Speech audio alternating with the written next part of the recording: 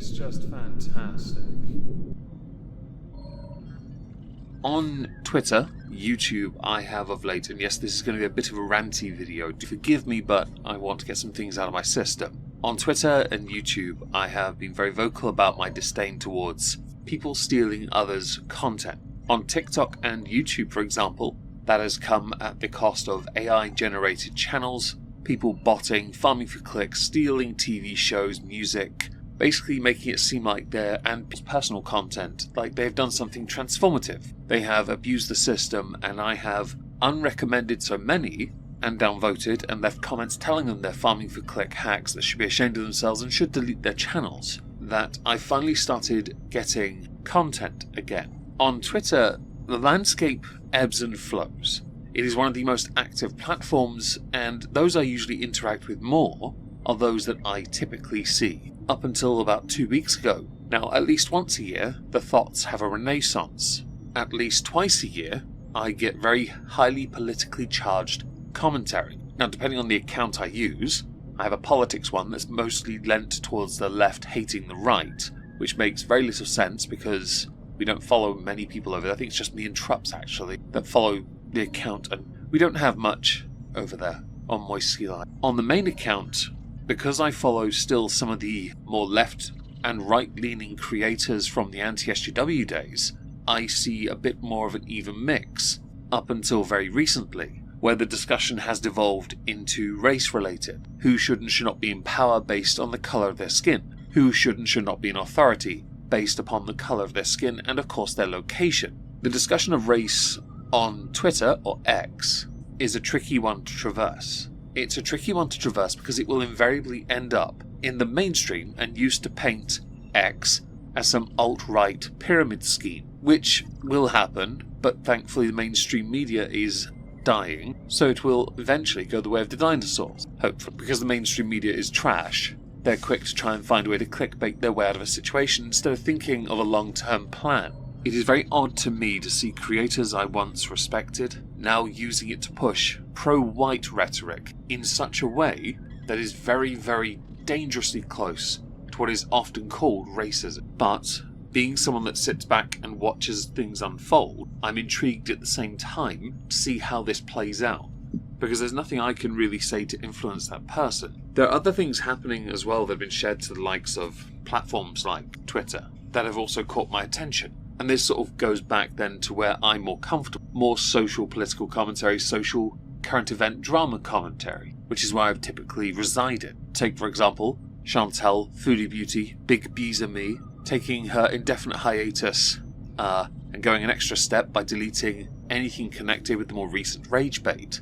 Pictures doing their rounds, on top of the fake, clearly photoshoot kiss with her husband. There are others doing the rounds of AI-generated intimacy. No one believes they're real for a moment. There are as many filters on those pictures as there are in her videos when she's on camera. Hell, when you look at her live streams, the same number of filters apply there as well. Tying into Chantel, though, you have the other problem, doxing. There are a number of individuals involved within that community, formerly the haters, now world. There are people within it and creators who have over the years been involved in doxing. I have and will always hold the view, stance, it is never okay. In the context of this, I'm not going to lose any sleep over those who are being doxed. I don't believe you reap what you sow, and I don't believe in karma either. I know many, though, that are seeing this do. And they do because they've watched people for years be held unaccountable for what is dubbed poisonous attitudes and behaviours. The unwritten rules of the internet have to be abided. If you cannot abide them or believe yourself above or removed from them, this will unfortunately and inevitably happen. I will not justify it, because I don't believe it to be right. There are many things I don't believe to be right. But then, since a lot of this stems from the likes of Chantel, who herself in the past has been involved in this, it is a very difficult area to talk about without somebody saying, "Oh, you're interpreting this wrong." I don't care about interpretation. I care people are being doxed. I don't care why. I care that it is wrong. If any creator, don't care who you are, or any viewer of those creators, doxes anyone, you are a crappy human being. Simple as that. And you are unworthy of any respect from anyone. This is why I would not lose any sleep over anyone being involved getting doxed. because that's what happens when you play with fire. I'm watching this unfold on Twitter right now, and some have gone and put their head in the sand. There is a lesson to be learned from this. Please learn it. For your own safety. And that is not a threat from me, that is just because I've observed this long enough to say, please stop playing with fire. Some people are not meant to be able to. Others, when given the chance to hold on to that fire, look into the flame for far too long. Or use it, because once they have power, they refuse to let go of it. Having knowledge over other people gives you power. On the internet, apparently. It is not something to play with. Remove yourself from it, and be better, please. There is another area we need to talk about. It's called Revenge, P-O-R-N. Yesterday on X, I saw a picture, and I said instantly that can't be real. About 7 people, possibly more in my message requests, sent me a nearly 1 minute 20-second video. That video is of Amberlynn Reid.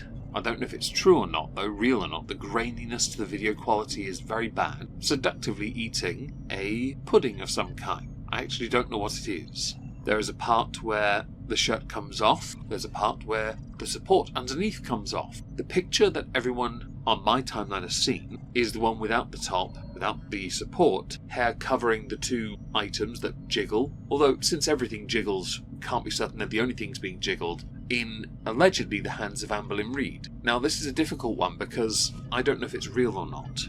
If it is real, it's revenge, and that is illegal in many places.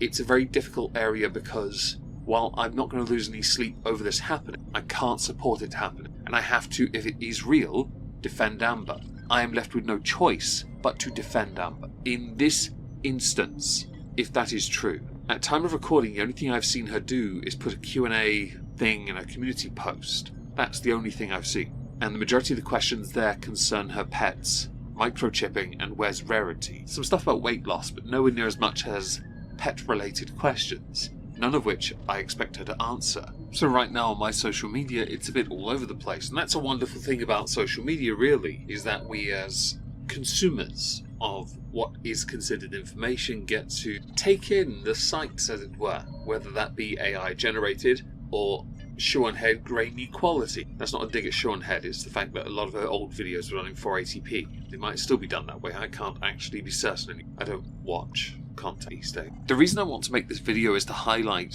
the differences and discrepancy in what one is able to consume. Whether that be the more politically charged content, or whether it be content that is riddled in contradiction. Contradiction, double standard, hypocrisy, gaslighting. Depending on the communities you're a part of, you will eventually see this. It's like social science 101, I guess, at this point. If a community cannot stick together or work together because some believe themselves above it, yet unironically will use it, it is only a matter of time before things start to fall apart. There are many within all communities that are willing to break many unwritten rules and literal laws because they want to be centre of attention. The shift in landscape over the years of what is and is not normalised has been fascinating to watch, is fascinating to watch, and will continue to be fascinating to watch. Not least because what people once dubbed unacceptable having now become acceptable can either be a damning statement about how people have operated for years, skirting the reality and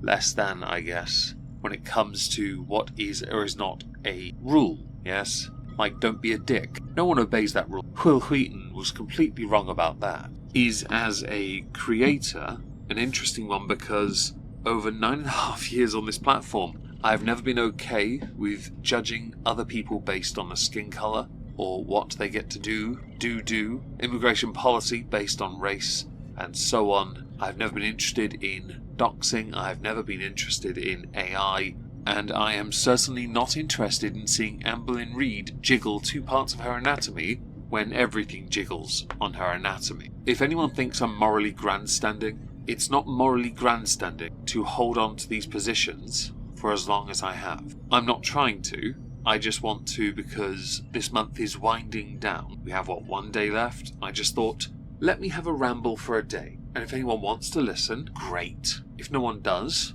that's okay. It's been a difficult month. And in fact, I'd like to finish by talking about that.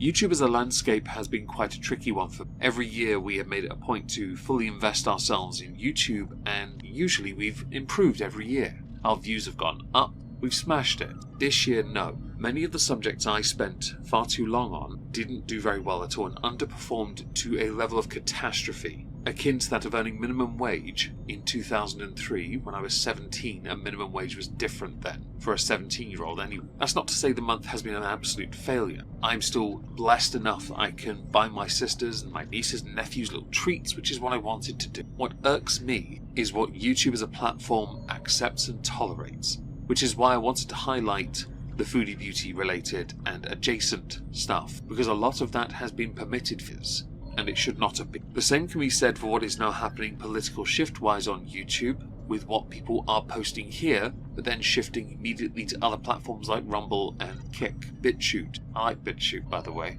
Not criticism, just to be clear.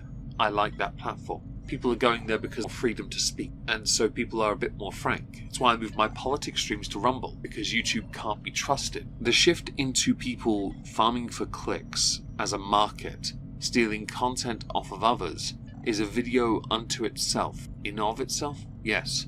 And I am keen to make something like that, maybe tomorrow, because I'm getting sick and tired of seeing creators blatantly steal. During the month of December there was one that stood out to me, a channel called Major Kill. He does a lot of 40k commentary, predominantly Space Marines. He also resin prints and designs his own models. I've bought a number of them and painted them. They're on an Instagram called Moist Builds. My just painting models Instagram, right? Somebody had directly ripped him off, and I was thinking of doing a video covering others that have been impacted as well. TV shows, movies, home videos with AI commentary that is absolute bullshit. I don't know because of this month whether anyone would watch it, but that's where this toning down for the month, winding down for the month, yeah, that's it, comes into it.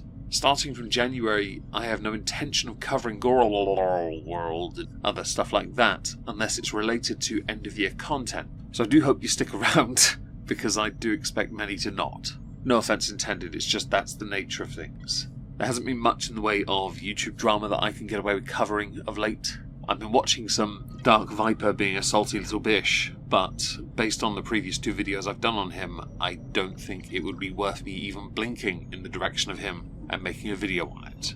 Do let me know what you think about what has been happening of late, whether it be your feeds on YouTube, TikTok, Twitter, Instagram, Facebook, wherever it is you consume content, and whether that change reflects what you watch, what you want to watch, or whether it's a change that is unwelcome, because I'm interested to know. I'm also interested to know how many people are impacted by the nonsense drivel from the Farming for Clicks channels. Thank you.